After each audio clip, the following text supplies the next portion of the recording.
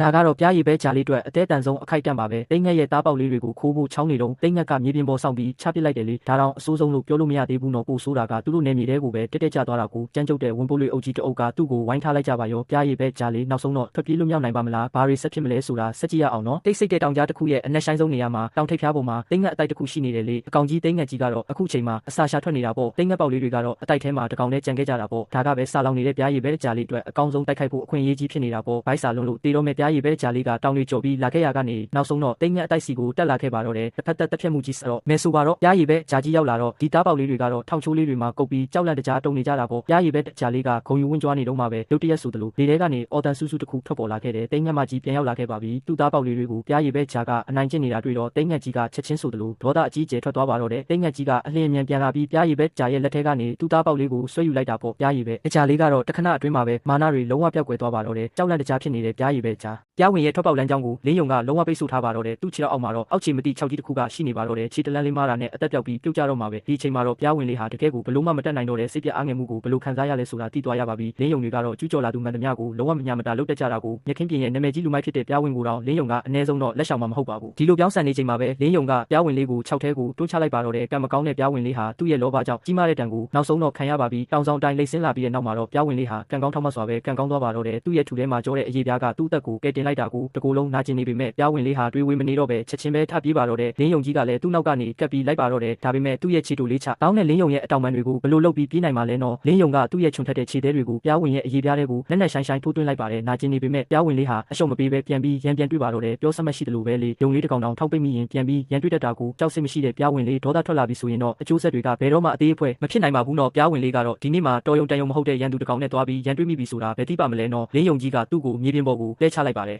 မြေပြင်ပေါ်ကိုကျဆင်းသွားပြီးမှကောင်းကင်ရန်ကိုပြန်တက်သွားပြန်တယ်ဗျာအရေးခုံမှာကြောတဲ့ပြားရီကောင်နဲ့ရင်ဆိုင်ရတော့တိတ်ငက်ကတခြားသူတွေကိုသူ့လက်နက်လိုအသုံးချဖို့အစီအစဉ်ကောင်းတစ်ခုကိုထွင်လိုက်တယ်ဗျာသူကပြားရီကောင်ကိုတခြားတောင်ထိပ်တစ်ခုစီတဲသွားပြီးတော့အားနဲ့ပစ်ချလိုက်ပါတော့တယ်နော်ပြားရီကောင်ကဘာဖြစ်သွားမှန်းသိလိုက်ရတဲ့အချိန်မှာတော့သူကဝန်ပလွေတွင်းထဲမှာနက်နက်ဆိုင်ပိတ်မိနေပြီဆိုတာကိုတွေးလိုက်ရပါတော့တယ်ဝန်ပလွေအုပ်ကြီးကပြားရီကောင်ကိုအားလုံးဝိုင်းထားလိုက်ကြဗျာဒီလေတကယ်တမ်းပြောရရင်ပြားရီကောင်လေးကများကြားတွင်းကနေမနေ့လွတ်မြောက်လာခဲ့ရတာအခုတော့ဝန်ပလွေတွင်းထဲရောက်သွားပြန်ပြီဗျာပြားရီကောင်ဆိုတာအသားစားတတော်ဝါဖြစ်ပေမဲ့သူ့သားကတိတ်ပြီးတော့အရသာမရှိလာပါဘူးနော်ဒါပေမဲ့ဝန်ပလွေတွေကတော့သူတို့ရဲ့ပြိုင်ဘက်တွေကိုဖယ်ရှားပစ်ဖို့ဒီလိုအခွင့်အရေးမျိုးကိုလက်လွတ်ခံမှာမဟုတ်ပါဘူးနော်ပြင်းထန်တဲ့တိုက်ပွဲကြီးတစ်ခုစတင်တော့မဲ့အခြေအနေပါပဲဝန်ပလွေတွေကပြားရီကောင်ကိုလေပင်ကိုက်ဖို့ရည်ရွယ်ပြီးအရင်ဆုံးစတင်တိုက်ခိုက်လိုက်ပါတယ်ဗျာဒါပေမဲ့ပြားရီကောင်ကတော့တေချင်းတရားကိုလက်ပိုက်ကြည့်နေမဲ့ကောင်မဟုတ်ဘူးဗျသူကချက်ချင်းပဲအဆွဲချွန်တွေထုတ်ပြီးအပြေးဝပြန်လဲခုခံတိုက်ခိုက်ပါတော့တယ်ဒီရှုပ်ထွေးမှုတွေကြားထဲကနေပြားရီကောင်ကဝန်ပလွေတစ်ကောင်ရဲ့ခြေထောက်ရှိကိုခတ်တင်းတင်းကိုက်ဖမ်းလိုက်တော့အဲ့ဒီဝန်ပလွေလဲနာကျင်လို့အော်ဟစ်နေပါတော့တယ်ဗျာဝန်ပလွေတွေလည်းမကြခင်မှာပဲပြားရီကောင်ကိုတစ်ကောင်ချင်းတိုက်ပြီးတော့အနိုင်ယူလို့မရဘူးဆိုတာကိုသဘောပေါက်သွားကြပါတော့တယ်သူတို့ကချက်ချင်းပဲနီးပြူဟာပြောင်းပြီးတော့တဲတဲဝင်ရောက်တိုက်ခိုက်ရင်ပြားရီကောင်ရဲ့ခွန်အားတွေကိုကုန်ခန်းသွားအောင်လုပ်ပါတော့တယ်ပြားရီကောင်လေးခမများတော့အကောင်ရည်ချင်းမများတော့ဘူးဗျ